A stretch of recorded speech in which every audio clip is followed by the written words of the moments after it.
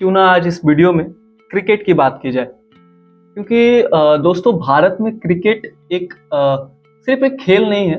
अगर यहाँ पे देखो आप ओलंपिक्स में भले ही हम कैसा परफॉर्मेंस दें, अगर उसमें कोई मेडल जीत लेता है तो भले ही हम उसके नाम कुछ दिनों तक याद रख लेते हैं, लेकिन बच्चे से लेकर बूढ़े से लेकर चाहे वो मर्द हो, औरत हो, यूथ हो, कोई भी इंडिया के सभी क्रिकेटरों के नाम जरूर जानता है।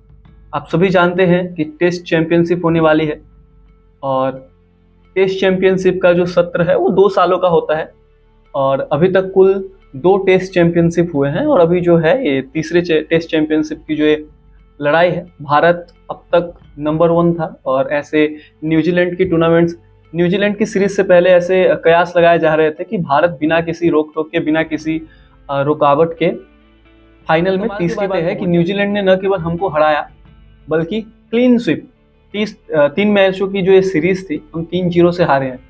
इस बार जो न्यूजीलैंड भारत के बीच जो क्रिकेट का टूर्नामेंट था, कहते हैं कि इसने इतिहास बनाया है और अनफॉर्चुनेटली इतिहास में न्यूजीलैंड ने बड़े बड़े रिकॉर्ड बनाए और हमारे लिए जो रिकॉर्ड है, हमने भी रिकॉर्ड बनाया दोस्तों, इस टूर्नामेंट में हमने भी रिकॉर्ड बनाया और हमने जो रिकॉर्ड बनाए हैं वो हमारे फेवर में नहीं जाता। कहते हैं कि हमारे नाम अगर कोई रिकॉर्ड होता है तो हम इतिहास में या फिर बहुत समय बाद उसको याद रखना पसंद करते हैं, लेकिन भारत ने न्यूजीलैंड के खिलाफ टेस्ट सीरीज में ऐसे ऐसे रिकॉर्ड बनाए हैं जो उसे भारत को कभी याद रखना नहीं चाहेगा।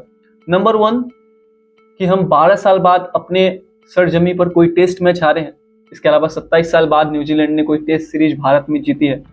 इसके अलावा ऐसा पहली बार है 90 सालों में या फिर कहे कि 100 सालों में जब भारत अपनी सरजमी पर क्लीन स्वीप हुआ है। एक आंकड़ा मैं पढ़ रहा था इंटरनेट पे, बता रहे कि अभी तक भारत में कुल टेस्ट की 60 से 65 सीरीज हुई है, जिसमें से हम लगभग 37 जो सीरीज है, मैच है, हमने जीता है। इसमें से 5 मैचों में हमने क्लीन स्वीप किया है अपने अपोनेंट टीम को, लेकिन हम कभी भी इससे पहले भारत की अपनी खुद की सरजमी पर क्लीन स्वीप नहीं हुए। हालांकि आज जब तीसरा टेस्ट मैच का जो तीसरा दिन था, ऐसे कयास लगाए जा रहे थे कि हम तीसरा टेस्ट मैच तो जीत ही जाएंगे, 147 रन का टारगेट था। ऐसा लग रहा था कि रोहित शर्मा ने जैसी शुरुआत की कि हम जीत जाएंगे।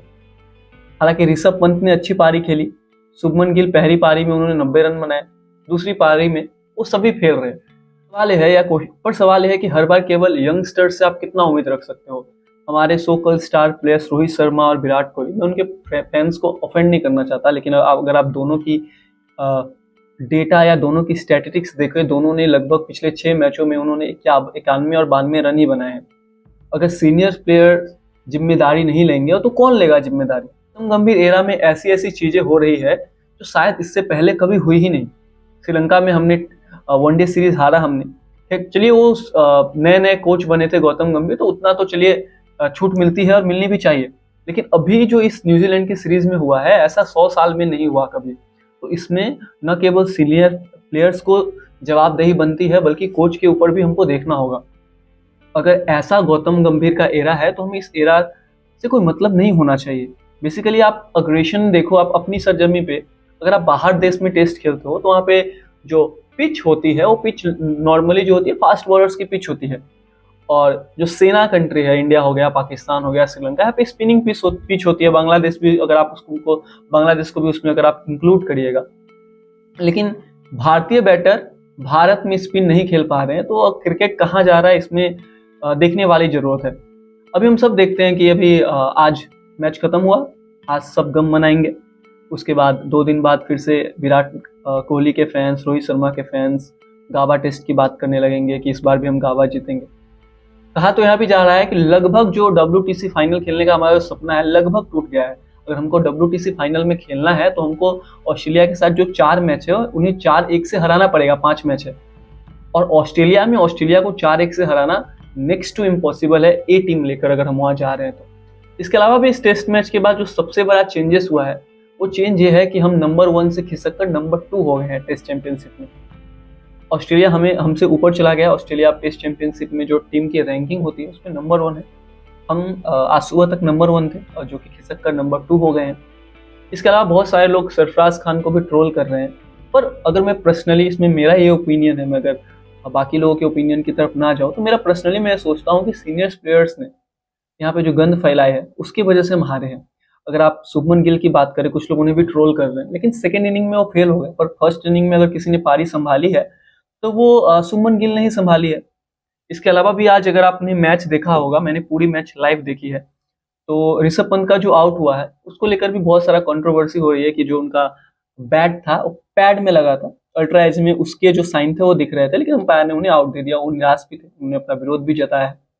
लेकिन सवाल है कि पिछले दो दो मैच जो हुए उसमें क्या हुआ? अगर ऐसे ही खेलना है और अपनी सरजमी पे हमारा ये हाल है, तो हम ऑस्ट्रेलिया में बॉर्डर गवास्कर ट्रॉफी में हम क्या देखते हैं? और अगर आपको याद होगा पिछले बॉर्डर गवास्कर ट्रॉफी में तो विराट कोहली ने छुट्टी ले ली थी पहले मैच में 36 के बाद, आउट होने के बाद। उसके बाद रहाणे ने कप्तानी की और हम वहां जीते। बॉलिंग सेक्शन में उतनी शिकायत नहीं है, हमने अच्छी गेंदबाजी की। अगर हम पहले मैच को छोड़ दे जहाँ पे न्यूजीलैंड ने काफी बढ़त बना ली थी, तो सेकंड मैच या थर्ड मैच में हमारी जो गेंदबाजी है वो ठीक ठाक ही थी। अगर भारत के पिच के लिहाज से देखें तो हम जो फेल हुए हैं बुरी तरीके से बैटिंग में फेल हुए। तो एक इस मैच का जो सबसे बड़ा नुकसान हुआ है वो है कि WTC में पहुंचना बहुत ही ज्यादा मुश्किल है। दूसरा, हमारे हाथ से हमारी रैंकिंग गई। और तीसरा, हमने 100 साल बाद ऐसा रिकॉर्ड बनाया है कि हम अपनी सरजमी पर, और अनफॉर्चुनेटली इंडिया में रहते हैं, हमारा देश है, कुछ दिन बाद सब भूल जाएंगे और फिर से IPL आ जाएगा। और आजकल बोलते हैं ना, फ्रेंचाइजी जो लीग है वो क्रिकेट की जो अपनी कंट्री के क्रिकेट है उससे ज्यादा ऊपर है। 8 तारीख से आपके अफ्रीका के साथ T20 सीरीज भी है, सब भूल जाएंगे। पर इसमें जो सवाल है वो सवाल तो रहेगा कि आखिर जो इंडियन टीम नंबर 1 टीम थी अपनी धरती पे ऐसा परफॉर्मेंस क्यों देती है?